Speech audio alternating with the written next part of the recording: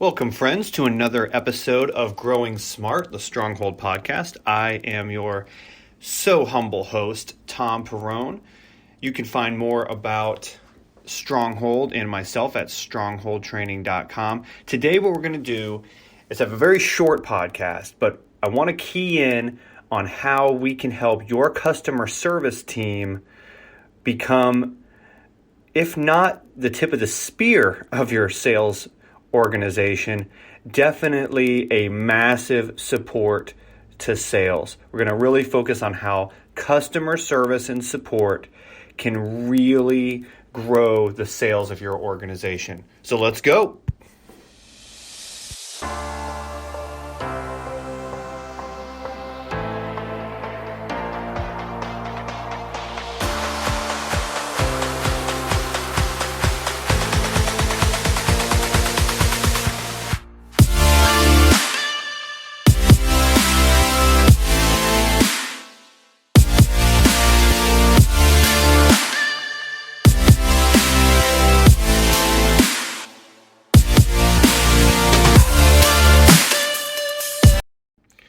So I was recently asked, why don't you fade that out? I don't know. It just stops there. The massively cool intro music.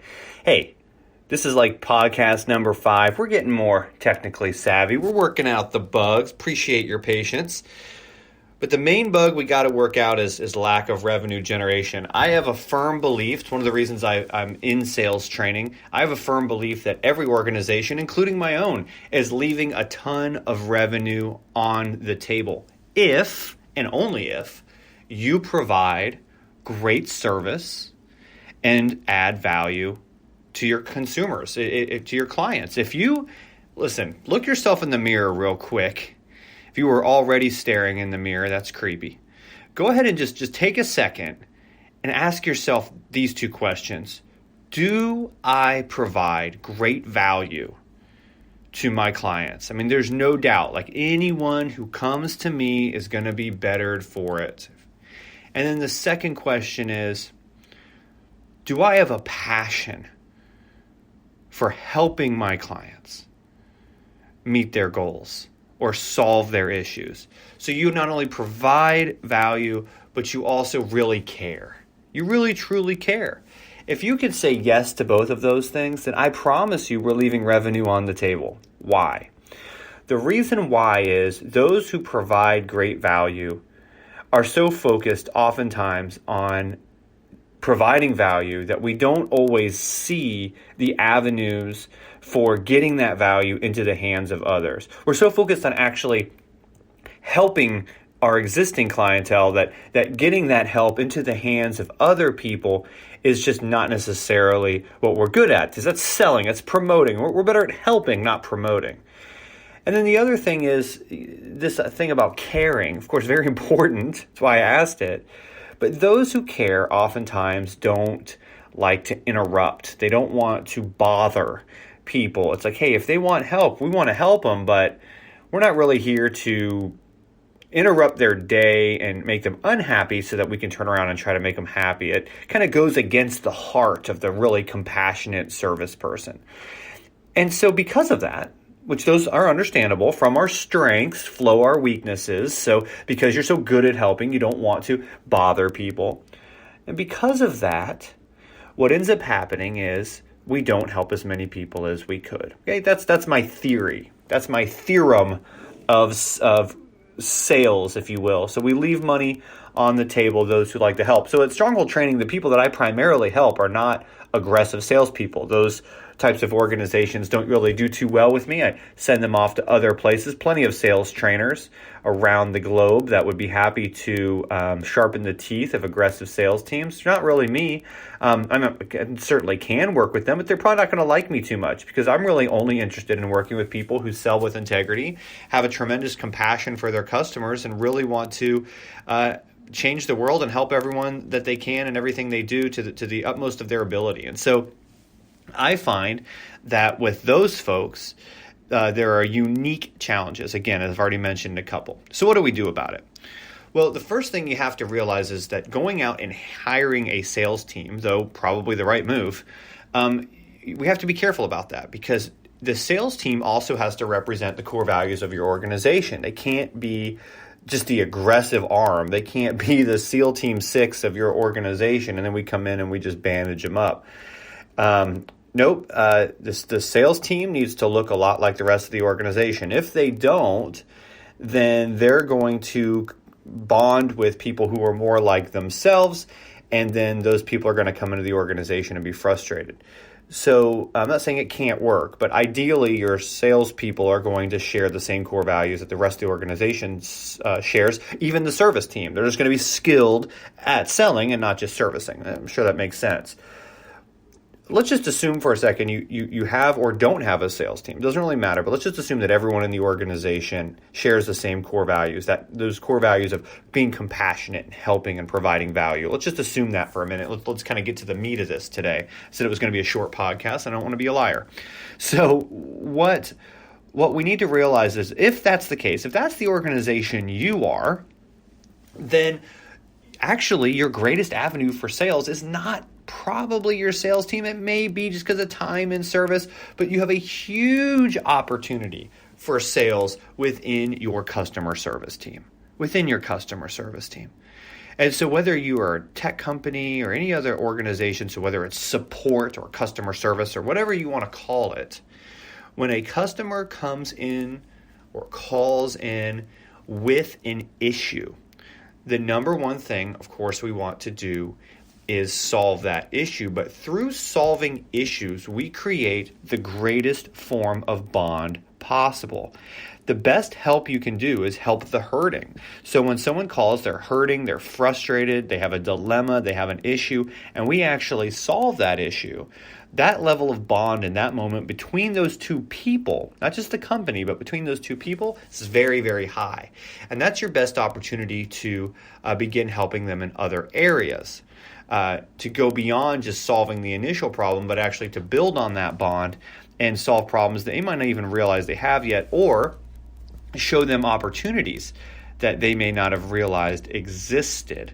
You're already having a good conversation. No one interrupted them. They already have a bond. And so this is our opportunity.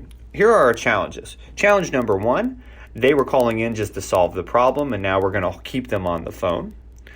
Problem number two, your customer service team probably has the mindset that they can't sell, so when they attempt to do it, it may come off as awkward.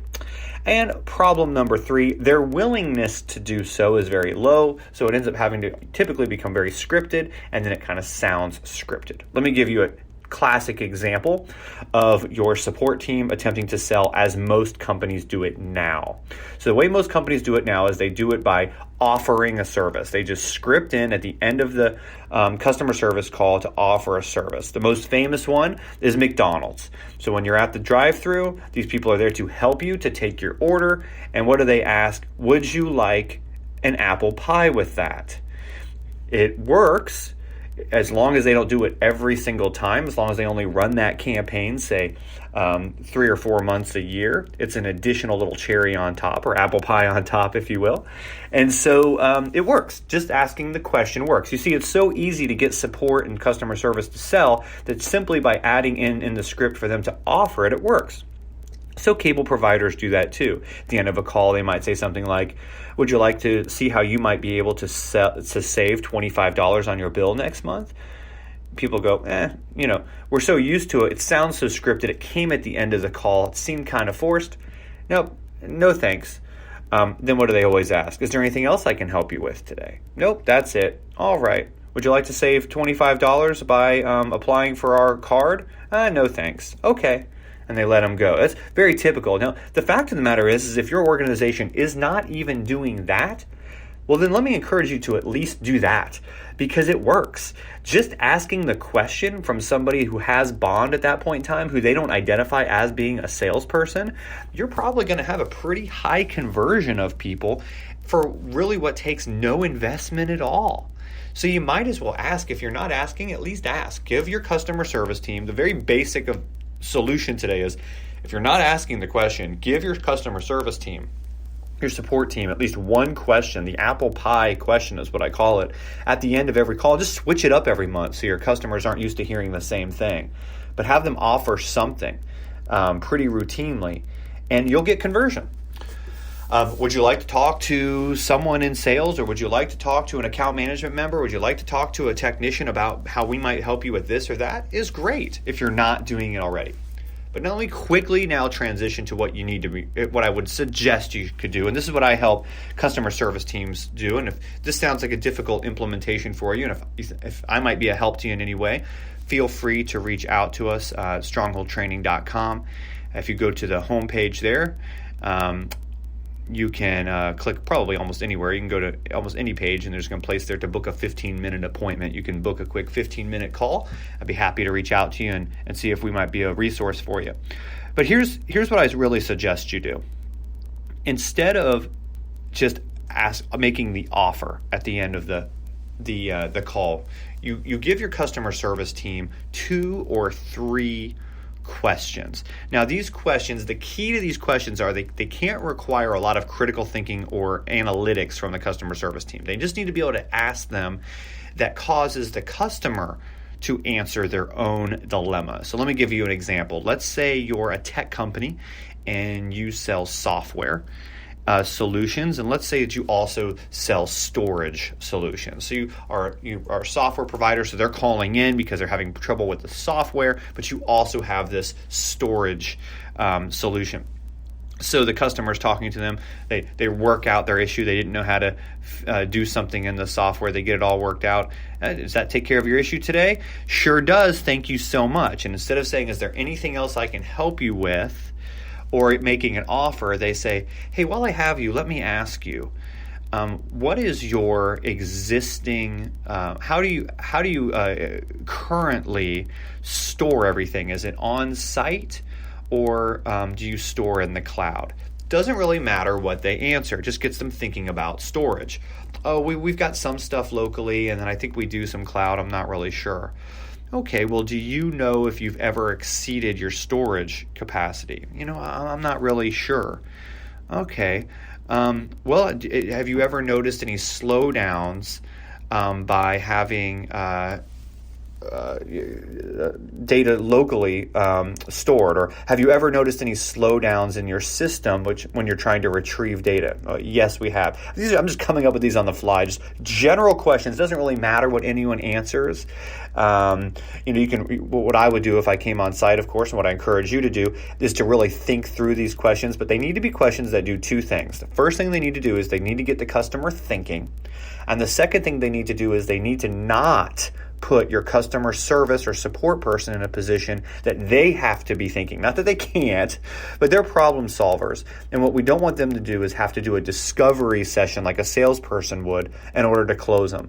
So really the key is this. They need to be questions that no matter how the customer answers it, still allows the support person to make the offer. That's the important thing. So these questions are simply involved or designed to get the customer involved, to get them thinking about this issue, to get them potentially even qualifying themselves or even disqualifying themselves, doesn't matter.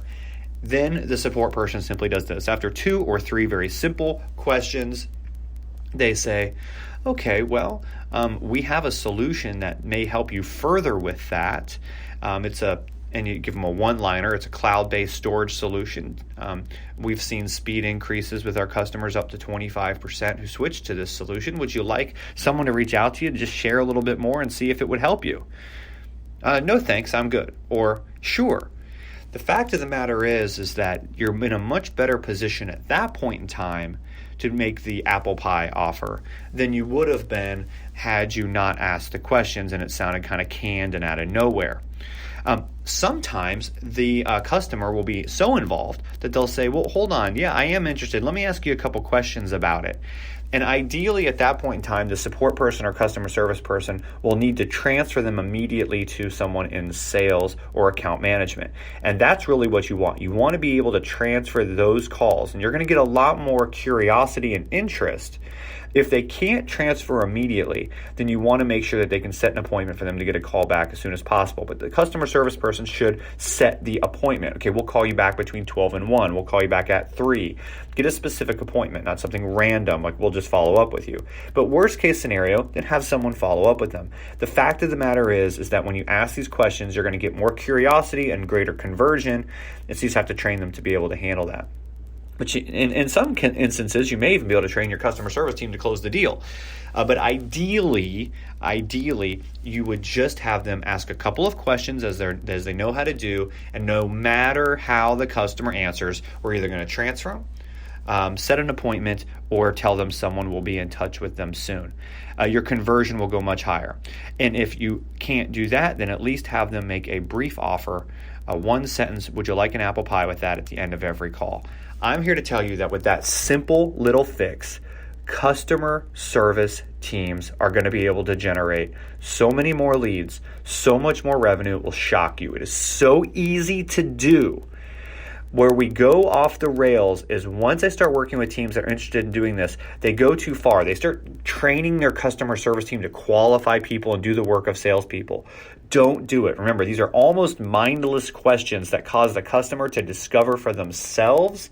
And either way, we make the offer. Either way, we make the offer. Even if they disqualify themselves, if they're still interested, we say, we'll have someone call you. The goal of customer service here is just to ask a couple of questions and get them in the hands of those who can close. If you do that, I can assure you your revenue goes up. As a matter of fact, all salespeople are doing most of the day is trying to get that opportunity with people. That's what they're fighting to do. It's hard. It's hard work. It's why you pay them a lot of money. It takes a lot of rejection. Well, the people who aren't suffering from that is your customer service team. They already have bond. They've already proven they can help someone. They already have some trust here. They ask a couple of questions, and now it doesn't sound like a canned sales pitch. The customer's involved. They're answering questions. That's right where you want them.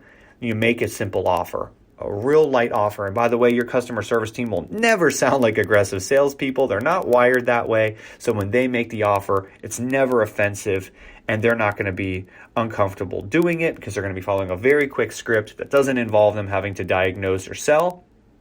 And it works like magic. I hope that's been helpful to you. Sounds like it has been. So, gotta love the sound effects, which I neglect using them. I know you want more sound effects. That's what I hear. More sound effects. I hope that's been valuable to you. Here at the Stronghold Training Podcast, Growing Smart, we are committed to making sure you can implement anything we talk about. We don't want to just talk about something like a book and then you can't implement it. So we help you implement it. Hopefully I've given you very specific things to do today. I think I have, so that you could go and implement this today with your team. If you want more help implementing things like this and get your customer service team selling at a much higher level, I'd be happy to help you. Just go to strongholdtraining.com, or you can reach out to us at success@strongholdtraining.com. We'd be happy to schedule a little 15-minute appointment with you and diagnose you, see if we could make an offer to help you and be a resource for you. Either way, get out there and implement. And until the next time, this has been Thom with Growing Smart. See you on the next podcast.